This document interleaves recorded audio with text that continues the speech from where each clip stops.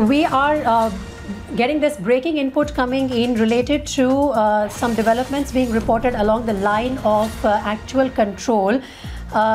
What we are given to believe is that there is an escalation by China along the line of actual control in Galwan Valley. And in fact, this is the official statement which has been released that during the de-escalation process in Galwan Valley, a violent face-off took place. This was last night and casualties have been reported in this particular incident. This is an extremely important development being reported and will be seen as massive provocation by Beijing. Let's go across to our National Affairs editor Srinjoy Chaudhary, who is joining me with more inputs on this. Srinjoy, what is the official statement on this latest incident? Well, the most important thing here is the fact that one officer and two jawans of the Indian Army have been killed in a shootout with the Chinese PLA in the Galwan Valley area.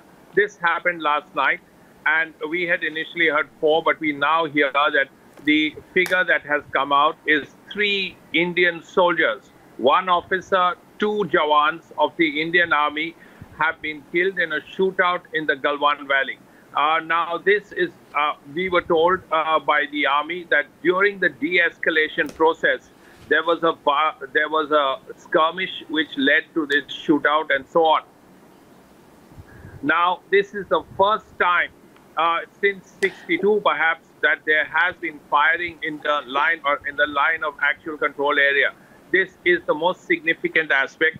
We are also hearing that senior officials from both sides have reached the area, and what they are doing is trying to ensure that this does not happen again, this is not repeated again, and there is peace in the area and de-escalation continues. But this is a remarkable piece of incident. In the middle of de-escalation, there was a skirmish and it led to the death of 3 Indian soldiers, 1 officer and 2 men. This has been confirmed by the Indian Army. We had slightly different numbers, but this has been confirmed by the Army. 1 officer dead, 1 officer, 2 jawans killed in the firing with the Chinese PLA. But like you said, Srinjoy, this is a remarkable turn of events at a time when de-escalation process was underway at the line of actual control. And now we are getting the update of 3 casualties on Indian side. Let me bring in our executive editor, Vivek Narayan, as well, who's joining me from the Newspit for more on this. Vivek, this will be seen as massive provocation by Beijing. Absolutely shocking incident which has happened along the LAC there at the Galwan Valley. Well, it was a time when we were all looking at de-escalation. There were several rounds of talks, both at diplomatic level and at the ground level between the officers, between the armies of 2 sides, between the PLA and the Indian Army. At a very senior level, at a Lieutenant General level, the talks were on, and we were looking at a peaceful de-escalation. What led to this skirmish, as the Army calls it, and why is it that the Indian soldiers were shot? We have seen over the past many years there have been scuffles, there have been skirmishes along that frontier between Indian and Chinese soldiers, but never has it led to the use of firearms on either side. Now, this is very shocking.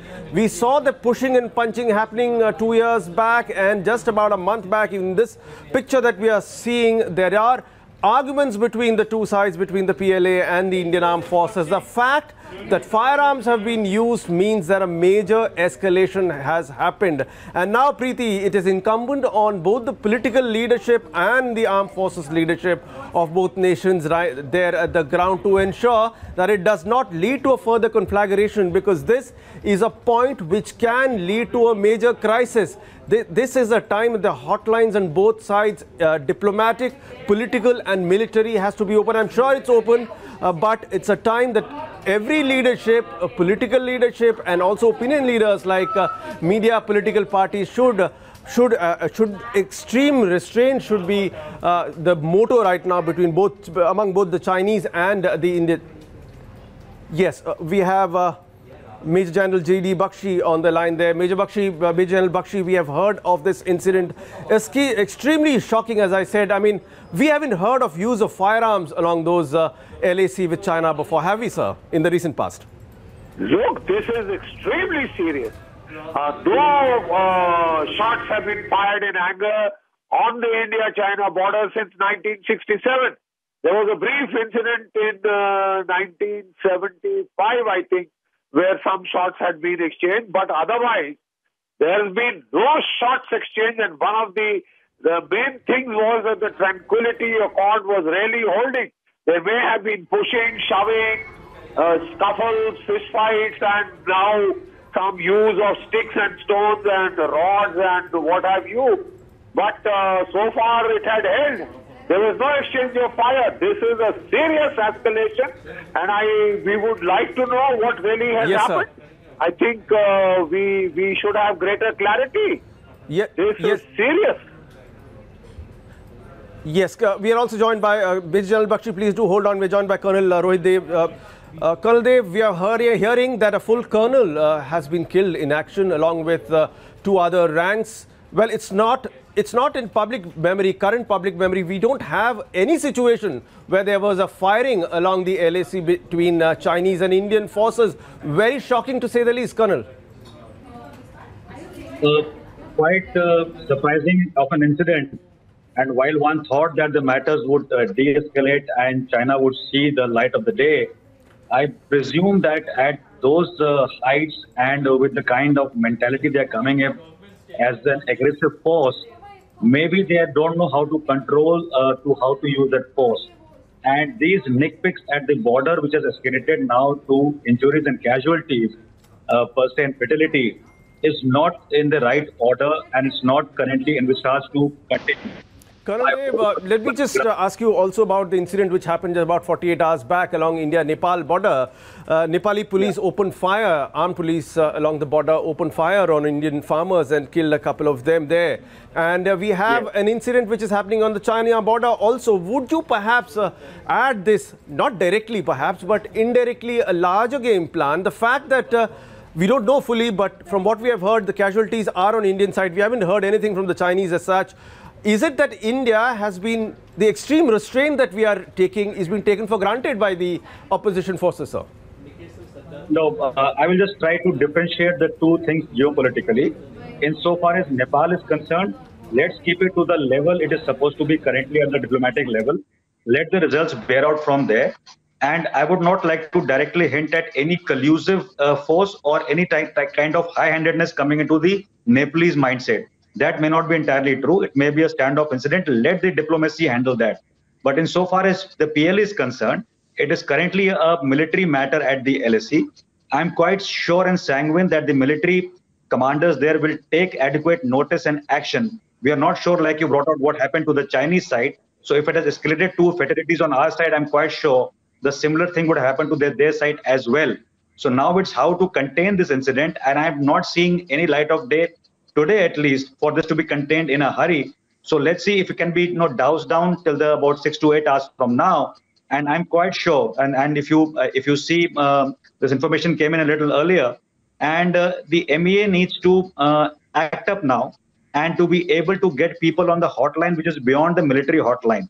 Because if the situation escalates more there, and we are not worried or perturbed, the Indian Army will take all access necessary.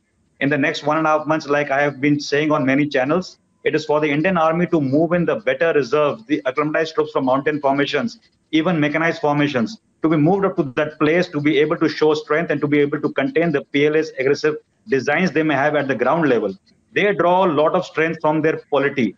Their political commissar is responsible, if so, for this incident to have escalated. So I'm quite sure with that political blessing they have, we should have adequate MEA support and the political support currently to make sure that minutes back, we received a source-based official statement, which is known as an interim statement, and of course different sources telling us that additional inputs will be updated by later in the evening. Swati, what we were told is that during the de-escalation process underway at the Galwan Valley, a violent face-off took place last night with casualties. The loss of lives on Indian side include an officer, we learn it's a colonel rank officer, and 2 other ranks. Senior military officials of the 2 sides are currently meeting at the venue to defuse situation. So the situation as of now at the army level, at the armed forces level, they have managed to plug it.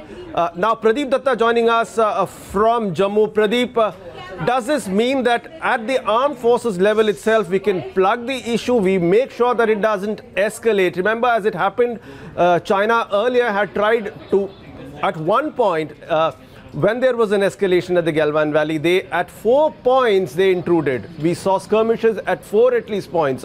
So this time we are trying to make sure that this does not blow up any further, Pradeep.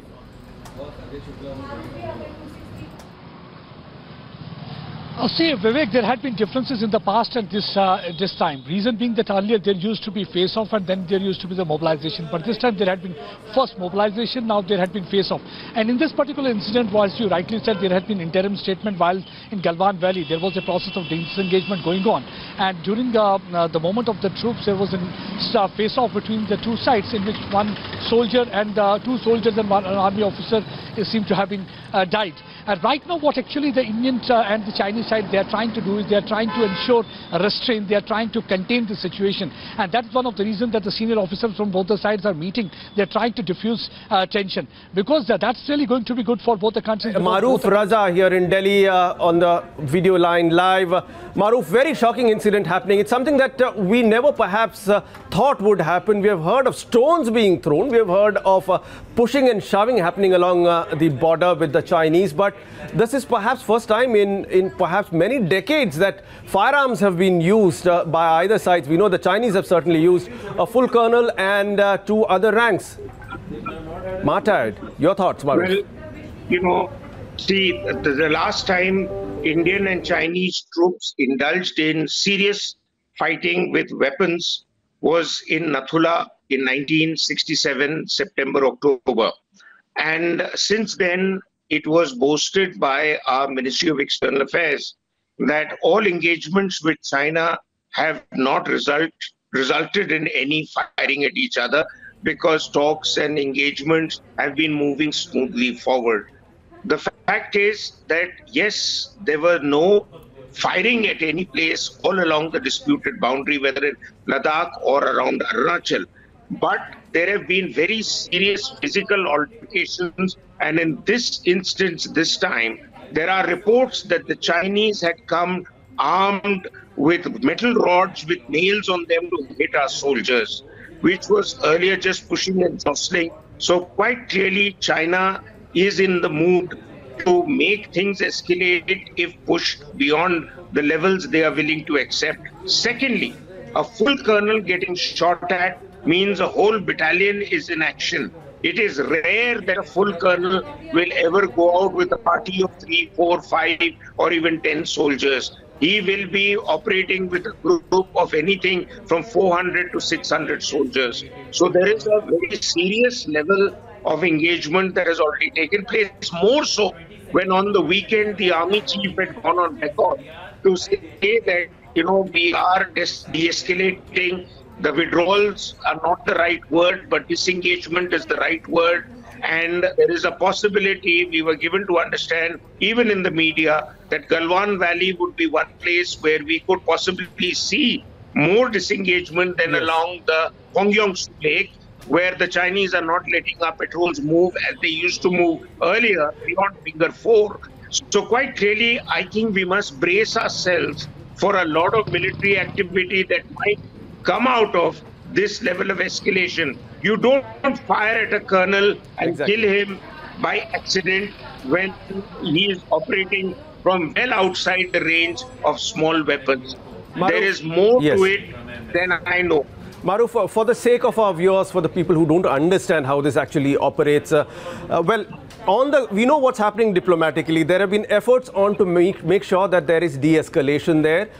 The soldiers, I'm sure, would be told the same, whether it be from the diplomatic level in Delhi or happening at the ground level among the Lieutenant General level people who were talking. There were hotlines open. And after that, if a troop, if a patrol party or a colonel level, I'm sure it must have been a battalion which moved out there, how is it possible that this can lead to a skirmish and a flare-up? We have seen those videos, yes. Some of those videos, especially those in Arunachal that we had seen, was a bit scary to the layperson. The pushing and shoving could any time have gone out of proportion.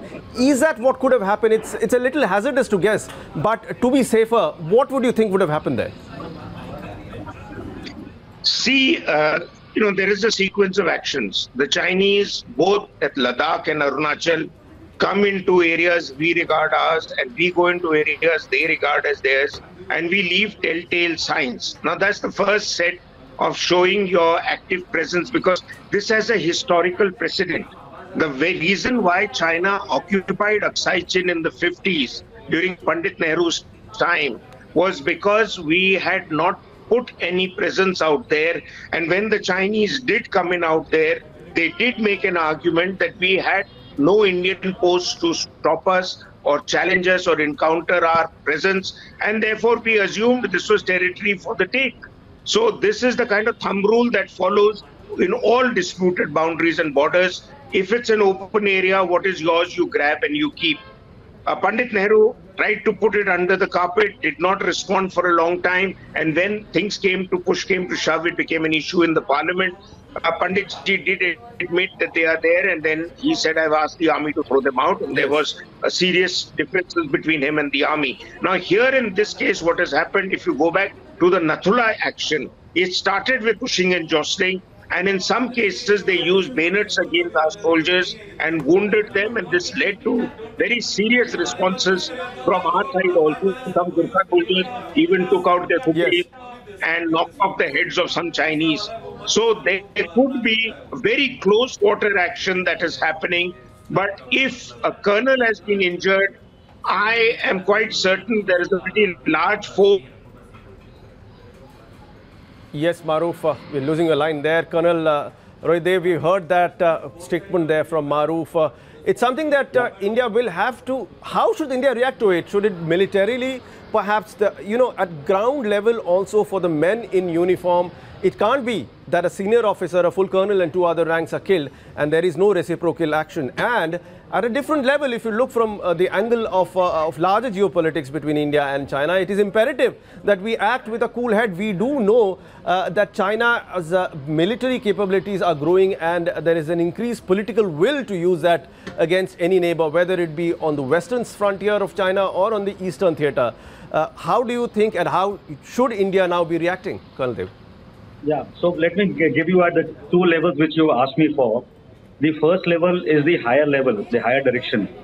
If you see China, and let me take just about a minute on that. China is now currently bewildered because it has got into a turmoil because of this virus incident, and it is now seeing action, reaction and sanctions coming at it from world quarters. So, and its own internal turmoil within China because of this, and the economic slowdown is huge. You remember their population. So to sustain that, to be able to stir up the nationalistic feeling, it is picking up the unfinished business, whether it be South China Sea, Taiwan, Hong Kong or Tibet. And when you come to Tibet, that is where you come to face off at the LAC with the Indian Armed Forces. And what has happened post Doklam, if you go back to Doklam, after that particular standoff, in the last 2 years, especially in July 2018, they merged Chengdu and Lanzhou to make a command focused only towards Tibet. Let me just